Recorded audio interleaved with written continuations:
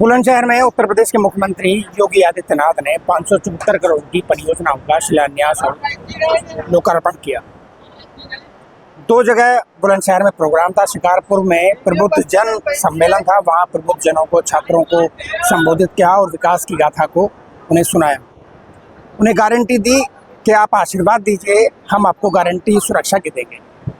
खासतौर पर मुख्यमंत्री का भाषण वर्ष 2017 मतलब सपा सरकार को लेकर था और वर्ष 2017 के बाद मतलब भाजपा की मौजूदा सरकार की उपलब्धियों को लेकर था। उन्होंने जेवर एयरपोर्ट का जिक्र किया, उन्होंने गंगा एक्सप्रेसवे का जिक्र किया, उन्होंने फ्री राशन का जिक्र किया, उन्होंने फ्री सिलेंडर का जिक्र किया और सबसे बड़ी बात ये रही कि उन्होंने सुरक्षा की गारंटी की बात कही। उन्होंने साफ तौर पे कहा कि बुलंदशहर की बुलंद जो पब्लिक है वो आशीर्वाद दे, सरकार उनको रोजगार की गारंटी देगी, सरकार उनको सुरक्षा की गारंटी देगी। उन्होंने कहा कि आज गन्ना उत्पादन में उत्तर प्रदेश पहले पायदान पर है। उन्होंने कहा कनेक्टिविटी में उत्तर प्रदेश पहले पायदान पर है। उन्होंने विकास में कहा उत्तर प्रदेश पहले पायदान पर है। उन्होंने कहा गौतम बुद्ध नगर में इलेक्ट्रॉनिक सिटी बसा रहे हैं, फिल्म सिटी बसा रहे हैं, जेवर एयरपोर्ट आ चुका है और इन सब का सबसे ज़्यादा अगर लाभ किसी को मिलेगा वो बुलंदशहर के लोगों को मिलने वाला है। उन्होंने कहा कि बुलंदशहर की तस्वीर बदलने वाली है और साथ ही साथ उन्होंने समाजवादी पार्टी पर निशाना साधते हुए कहा कि वर्ष 2017 से पहले न बेटी सुरक्षित थी, न विकास ही हो पाता था। अगर विकास हो पाता तो उत्तर प्रदेश बीमारू राज्य न रह पाता।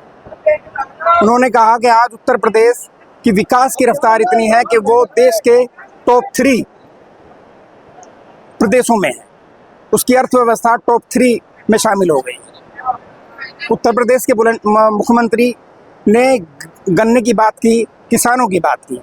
चूँकि बुलंदशहर बाउल ऑफ शुगर कहा जाता है, बहुत बड़ी जो तादाद में यहाँ गन्ने का उत्पादन किया जाता है, तो इसलिए स्वाभाविक था कि मुख्यमंत्री योगी आदित्यनाथ ने न सिर्फ चीनी की बात की, न सिर्फ गन्ने की बात की, न सिर्फ शुगर मिल की बात की, बल्कि समूचे बुलंदशहर में विकास की किस तरह से बयार पिछले 9 साल, 9.5 साल में बही है, उसका जिक्र किया। उन्होंने कहा कि कोई उम्मीद नहीं कर सकता था कि मेडिकल कॉलेज बनेगा, कोई उम्मीद नहीं कर सकता था बुलंदशहर से होकर गंगा एक्सप्रेसवे निकल पाएगा, लेकिन ये संभव हुआ।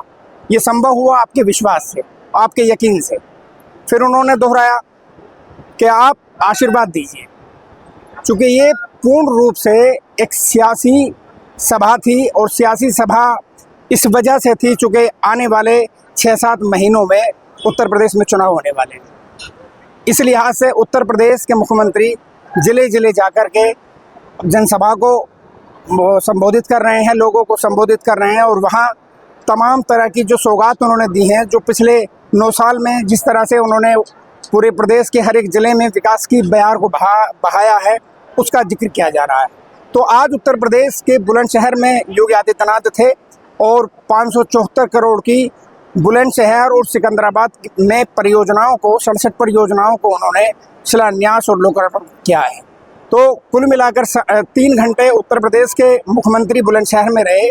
मकसद मंशा सिर्फ यही थी कि बुलंदशहर की जनता, बुलंदशहर के वोटर, बुलंदशहर के लोगों को साधना और फिर वर्ष 2027 के मिशन को सफल बनाना। शाहनवाज चौधरी, न्यूज़ 24, बुलंदशहर।